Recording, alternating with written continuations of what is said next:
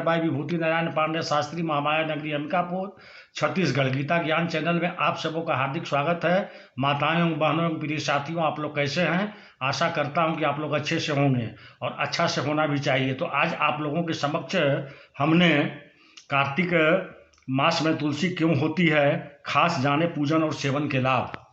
जो व्यक्ति यह चाहता है कि उसके घर में सदैव सुख कर्म हो, सदैव सुख शांति का निवास रहे, उसे तुलसी का पूजन अवश्य करना चाहिए। भारतीय धर्म शास्त्रों में हर महीने की अलग अलग महिमा का विस्तार से वर्णन मिलता है। शास्त्रों में चतुर्मास में आने वाले कार्तिक मास को धर्म, अर्थ, काम और मोक्ष नामक पुरुषार्थ को देने वाला माना गया है। कार्तिक मास का प्रारंभ तुला राशि पर सूर्य नारायण के आते ही हो जाता है। उत्तर भारतीय विशेषकर काशी पंचांग के अनुसार शरद पूर्णिमा के बाद से पावन कार्तिक मास का आरंभ होता है, जबकि दक्षिण के राज्यों में अमावस्या तिथि के बाद यानी 15 दिन बाद कार्तिक मास का प्रारंभ होता है। ब्रह्म मुहूर्त में स्नान की महिमा।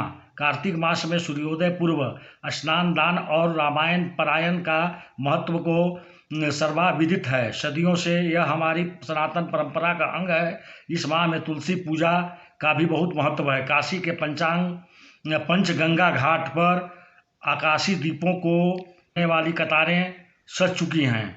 भगवान श्री कृष्ण ने श्रीमद् भागवत में मास की व्याख्या करते हुए कहा है, पौधों में तुलसी मुझे प्रिय है, मासों में कार्तिक मुझे प्रिय है, दिवसों में एकादशी और तीर्थों में द्वारिका मेरे हृदय के निकट हैं। मान्यता है कि आंवले के फल एवं तुलसी दल मिश्रित जल से स्नान करें तो गंगा स्नान के समान पुण्य लाभ होता है। कार्तिक मास में मनुष्य की सभी आवश्यकताओं जैसे उत्तम स्वास्थ्य, पारिवारिक उन्नति, देव कृपा आदि का आध्यात्मिक साधन बड़ी आसानी से हो जाता है। कार्तिक माह में तुलसी पूजन करने तथा सेवन करने का विशेष महत्व बताया गया है। जो व्यक्ति यह चाहता है कि उसके घर में सदैव शुभ कर्म हो, सदैव सुख शांति का निवास रहे, उसे तुलसी की आराधना अवश्य करनी चाहिए। पूरी मान्यता है कि जिस घर में शुभ कर्म होते हैं वहाँ तुलसी हरी भरी रहती है और जहाँ अशुभ कर्म होते हैं वहाँ तुलसी कभी भी हरी भरी नहीं रहती।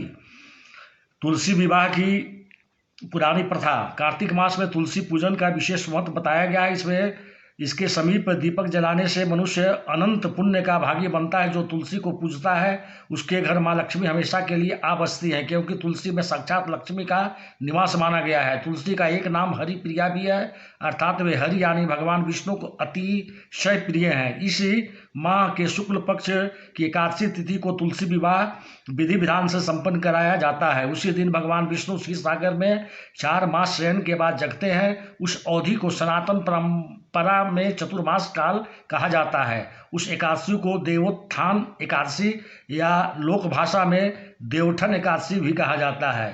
तो प्रिय साथियों, मैं आज अपनी वाणी को यहीं विराम देता हूँ। नमस्कार।